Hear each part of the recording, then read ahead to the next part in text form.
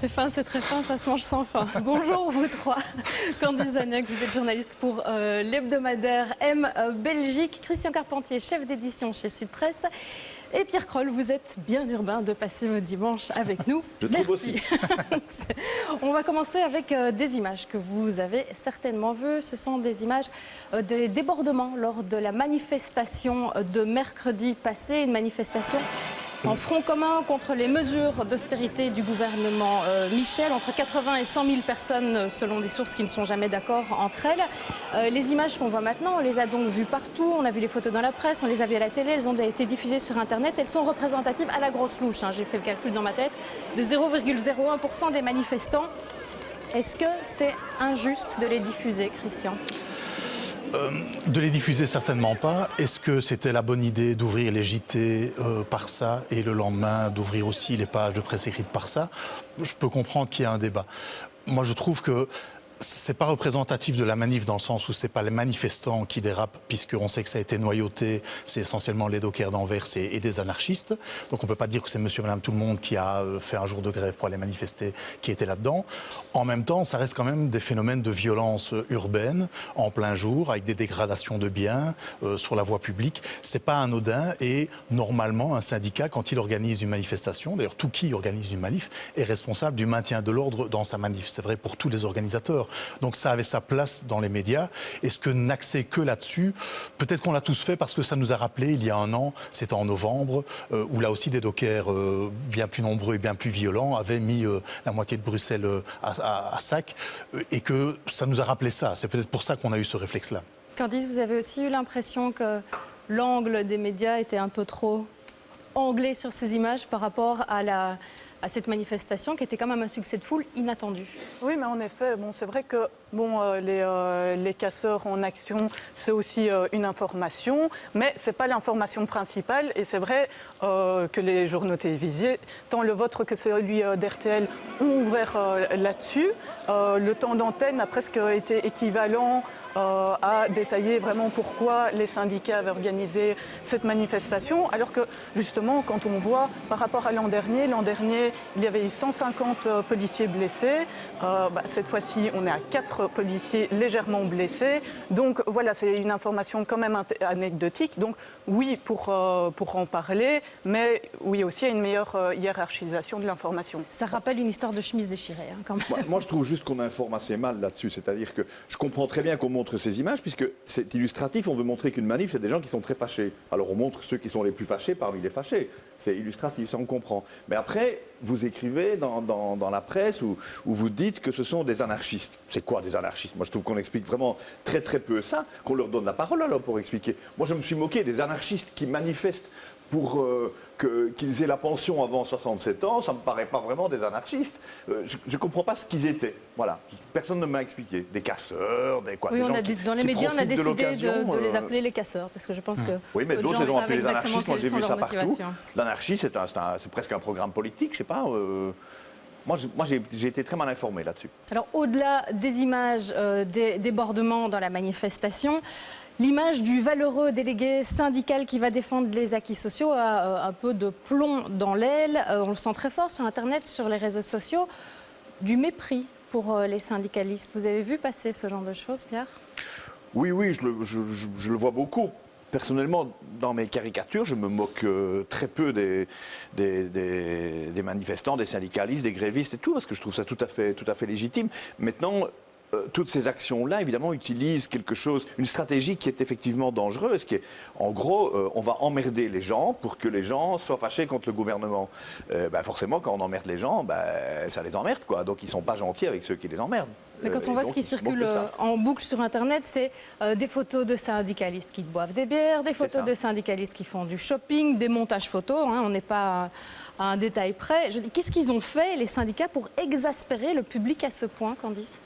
Il y a déjà le fait que ce qu'on retrouve sur les réseaux sociaux, sur les forums, si on se base là-dessus pour pour déterminer ce que pense vraiment la population, on perd foi en l'humanité, très clairement. Sur d'autres sujets, comme les allochtones, les réfugiés, on pourra en conclure que tous les Belges sont racistes. Ce n'est pas le cas non plus. Maintenant, c'est vrai que du côté des syndicats, il y a une certaine responsabilité de par certaines sections. Je pense par exemple au transport public wallon qui a un peu tendance à déclarer des grèves sauvages de manière intempestive.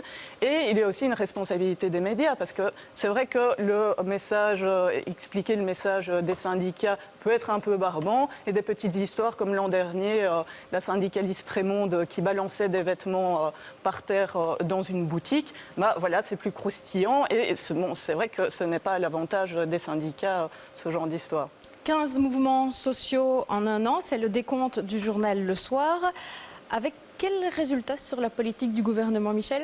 Mais voilà, c'est ce que j'avais envie de vous dire. Et on peut remonter même au gouvernement Di Rupo avant, même au gouvernement Le Terme, même si l'austérité n'était alors qu'embryonnaire, c'est en tout cas qu'on subit aujourd'hui.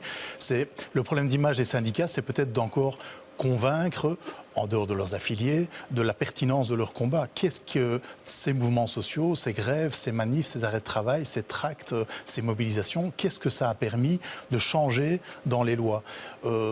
À ma connaissance, si le gouvernement n'écoute rien. pas les syndicats, ça veut dire que les syndicats ne servent plus à rien. Ils n'ont plus en tout cas le poids qu'ils avaient avant et c'est profondément dommage parce que la plupart d'entre nous, si on est sur ce plateau aujourd'hui, c'est parce qu'on a pu faire des études, parce qu'on a bénéficié de soins de santé, parce que nos parents ont bénéficié d'une sécurité sociale et ça, c'est pas le patronat qui l'a donné par condescendance. Ce sont des gens qui sont allés se battre dans les rues pour l'obtenir. Mais aujourd'hui, la manif de mercredi, elle combattait, j'ai repris le tract, je ne vais pas vous le lire, sinon on déborde de l'émission malheureusement, mais la manif, elle contestait quoi? Elle contestait la pension à 67 ans, mais ça a été voté le 23 juillet. Elle contestait le saut d'index. C'est déjà dans les faits, il y a déjà des salaires qui sont malheureusement privés de leur indexation. Elle contestait une série de retards, de prépension, etc. Tout ça aussi est déjà entré en vigueur. Donc, qu'est-ce que les syndicats peuvent encore espérer obtenir par ce combat qui va continuer sans doute pendant une bonne partie de l'hiver? Moi, je ne vois pas. Et en tout cas, qu'est-ce qu'ils ont permis d'éviter ou de changer dans des lois déjà votées, on va dire dans les 5 ou même les 10 dernières années? Je ne vois pas non plus quoi que ce soit en la matière. Donc, il n'y a plus la crédibilité de ces syndicats. Donc, leur image, finalement, oui, on se focalisera plus sur des faits de violence qui ne sont pas non plus anodines. Raymond qui massacre un magasin de vêtements, c'est pas anodin de la part d'un syndicaliste. C'est pas tout le syndicalisme, bien entendu. C'est pas tous les délégués syndicaux, loin de là. Mais quand on a vu après le syndicat qui était très timoré pour prendre des sanctions contre ça, oui, c'est des vêtements. Mais si tu tiens une boutique de vêtements, je ne crois pas que tu seras très heureuse qu'on vienne souiller ton magasin. On ne va pas débattre de Raymond. Voilà. Elle a eu plus de temps d'antenne que Nelson Mandela. Un an de gouvernement MR, NVA, CDNV, Open VLD, parce que oui, il y a 4 partis. Vous en tirez quel bilan, Pierre ? Oh qui suis-je pour tirer un bilan de ça? En tout cas, vous êtes Pierre Groll, le fait. Non, mais écoutez, je remarque une chose, c'est qu'au tout début, on avait appelé le gouvernement kamikaze, et il est toujours là. Il ne s'est pas planté avec son avion, il ne s'est pas fait exploser. Donc il y a un côté réussite qui fait un peu mal à certains de devoir le reconnaître sans doute, mais voilà, il a réussi, c'est vrai, à tenir un an, à une certaine paix communautaire qui était promise, à faire bouger un peu les lignes. Voilà, bon, il faut reconnaître très très objectivement. Là, je ne prends pas parti, je ne suis d'aucun parti, que ce gouvernement a réussi une première année. Voilà, je ne sais pas ce que les amis vont en penser, mais j'ose le dire. On a accusé Charles Michel au début d'être un pantin de Bart de Wever. C'est encore le cas aujourd'hui? C'est encore l'image qu'il donne? En tout cas, ce qui semble être clairement sa priorité, en effet, c'est maintenir la cohésion au sein de son gouvernement. Envers et contre tout?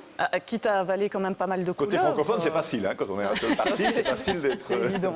Mais bon, c'est vrai que quand on voit les déclarations d'un Theo Franken qui sont plus que limites, particulièrement populiste, et Charles Michel qui bronche à peine, on voit vraiment que voilà, sa priorité, c'est d'avancer malgré tout. Maintenant, il risque d'en perdre quelques plumes aux prochaines élections. Ça, c'est à voir si ce sera la bonne stratégie.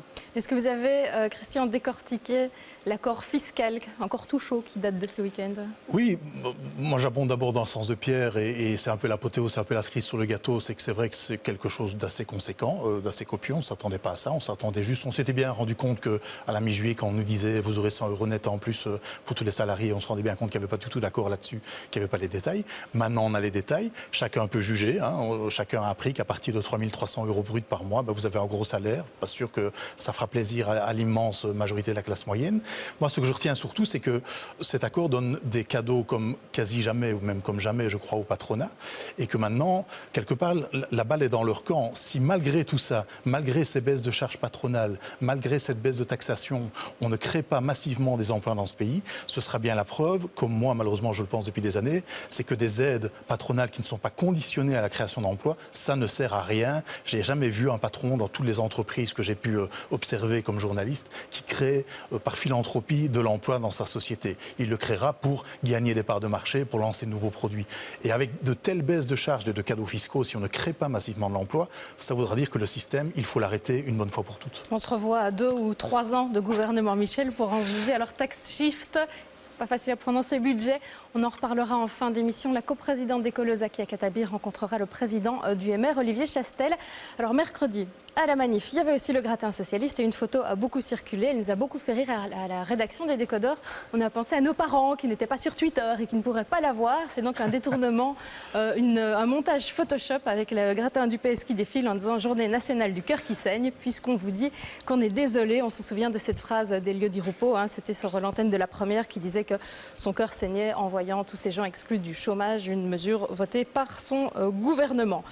Tout de suite, le grand débat, il sera question de la cour d'assises, un système dans lequel les citoyens participent à rendre la justice. Est-ce que ce système a encore un sens aujourd'hui? Aucune remise en question pour le zapping. Par contre, oui, il a encore un sens aujourd'hui et il est concocté cette semaine par Kevin Doro et François Marache.